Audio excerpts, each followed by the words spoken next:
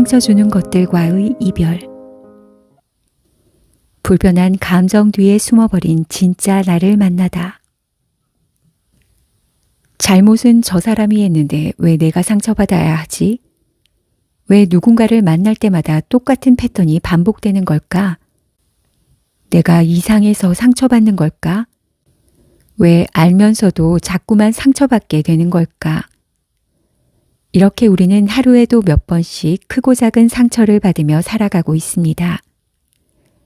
어느 순간 상처받는 쪽이 나인지 주는 쪽이 나인지 구분하는 것조차 어려울 때도 있죠. 무엇이 진짜 내 마음인지 알 수 없기에 작은 것 하나하나에 예민해질 수밖에 없습니다. 그런데 우리에게 필요한 건 상처가 시작된 지점을 제대로 아는 일입니다. 치료하지 않은 채 방치해둔 상처들은 나도 모르는 사이 마음속에 집을 지어 살고 있다가 어느 때엔 나를 공격적이며 예민한 사람으로 또 어느 때엔 나를 한없이 초라한 사람으로 만들어버리곤 하죠. 분명 집은 내 마음이 쉬어갈 수 있는 편안한 곳이어야 하는데 어떤 사람의 집은 상처들로 가득해 도저히 쉴 수가 없습니다. 많은 분들이 상처라 하면 트라우마가 될 만한 아주 충격적인 사건만을 떠올립니다. 그런데 사실 우리의 일상을 위협하는 상처는 큰 외상이기보다 관계 속에서 주고받았던 작은 말 한마디, 눈빛 하나에서 시작되는 경우가 많습니다. 우리 중 상처 하나 없는 인생은 없을 것입니다. 우리 모두 괜찮은 척 오늘도 웃고 있지만 사실은 상처투성이들입니다. 상처는 그 크기와 상관없이 언제나 아프지만 드러내고 치유한다면 얼마든지 완치도 가능합니다. 그런데 많은 사람들이 상처를 부끄럽게 생각해 숨기고 감추기 급급하죠. 안타깝게도 내 안에 차곡차곡 묻어둔 상처는 분노, 질투, 시기, 혐오, 불안, 좌절과 같은 불편한 감정 뒤에 숨어서 끝없이 나를 괴롭히는 적이 되어 나타납니다. 그러니 상처를 극복하는 힘을 길러야 합니다. 상처를 극복한다는 것은 단순히 상처가 시작된 지점을 망각하거나 그것으로부터 더 이상 어떤 감정의 고통도 느끼지 않는 상태를 말하는 것이 아닙니다.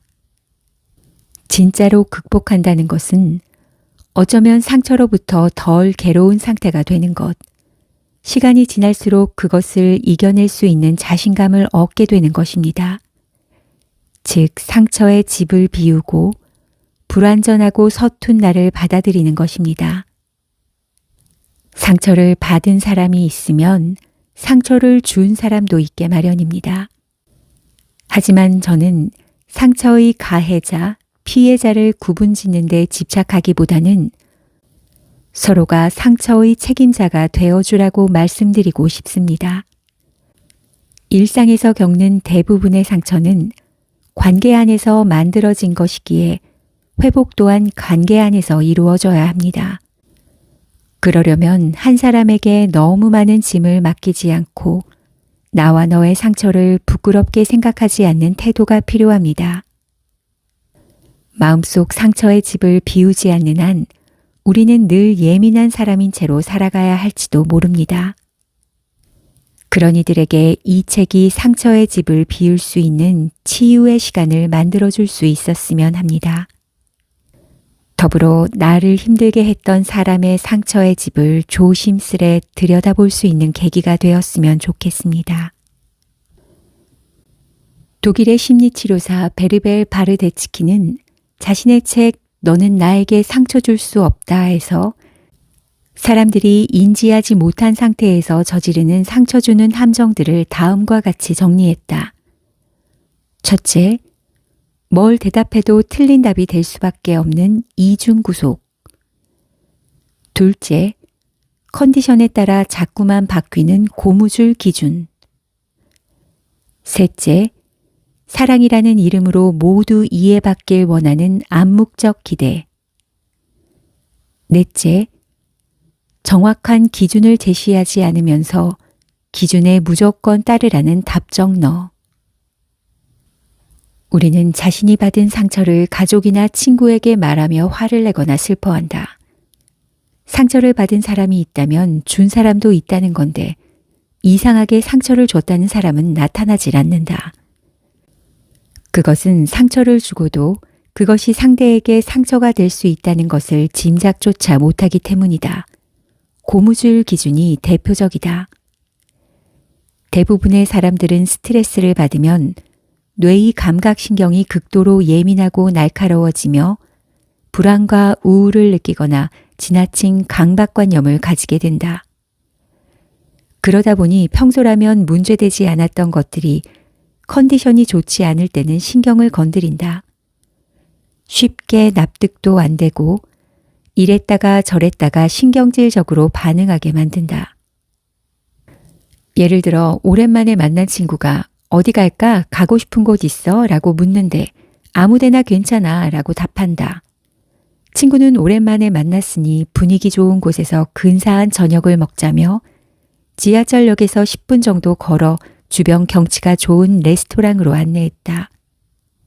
그런데 정작 너무 피곤한 나머지 친구의 배려를 보지 않고 나 오늘 일이 많아 너무 피곤했는데 이렇게 오래 걷는 줄 알았으면 오지 말 걸 그랬다 라는 말이 툭 튀어나오고 만다.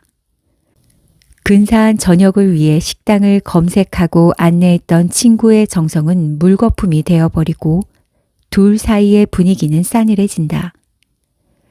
사실 사람들은 어떤 말이 문제가 되는지 모두 알고 있다. 내게 기분 나쁜 말, 내게 스트레스가 되는 말, 내게 상처가 되는 말은 상대에게도 마찬가지다. 그런데 모두 그것을 망각한 채 살아가고 있을 뿐이다. 나에게 상처를 주는 나를 버릴 것. 내려놓음은 마음속에 열등함으로 가득 채워진 짐을 가지고 살아가는 사람들에게 내려지는 처방 중 하나다. 그러나 결코 먹기 쉬운 약은 되지 못한다. 나는 숨이 턱 밑으로 차오를 때까지 쉼없이 달린 후에야 비로소 내려놓음이 무엇인지 알 수 있었다. 내려놓음은 나답게 사는 것이며 욕심내지 않는 것이다. 그런데 신기하게 배가 부르다. 마치 톨스토이의 소설 이반 일리치의 죽음에서 이반 일리치가 지독하게 찾으려 해도 찾지 못했던 인생의 중요한 정답을 죽음 직전 자신의 손을 잡고 엉엉 울어주던 아들의 눈물을 통해 찾았던 것처럼 말이다. 내가 경험한 내려놓음은 내가 누구인지 제대로 인식할 수 있을 때 비로소 가능한 것이었다. 우리의 삶은 출생, 성년, 결혼, 사망 등의 통과 의례가 있다. 억지로 그 순서를 바꿀 수도 선택할 수도 없다. 무릎을 꿇은 상태에서도 무거운 짐지기를 멈추지 않았던 낙타의 정신이 사자로 변하고 다시 아이가 되는 인간 정신의 3단계 변신처럼 마음의 상처도 마찬가지다. 그러니 너무 애쓰지 말자. 상처가 아닌데 상처가 되는 이유. 우리 주변에는 다른 사람에게 받게 될 자신에 대한 부정적 평가 때문에 늘 긴장 상태를 유지하는 회피성 성향의 사람들을 쉽게 만날 수 있다. 그들은 타인으로부터 거절당할지도 모른다는 불안한 마음 때문에 사회적 상황을 회피하면서 적응에 어려움을 호소한다. 그들의 사고는 늘 부정적으로 흘러간다. 다른 사람들이 자신을 바보로 생각하며 비난하고 자신은 매력이 없기 때문에 모두 싫어할 것이라는 생각이 머릿속에 기본값으로 세팅되어 있다. 분명 누군가는 호의를 보이거나 긍정적 반응을 보였을 테지만 그것은 아주 작고 하찮은 것으로 치부되어 버리고 자신에게 긍정적으로 반응해 주지 않았던 것들만 강렬하게 기억하며 부풀려 해석한다.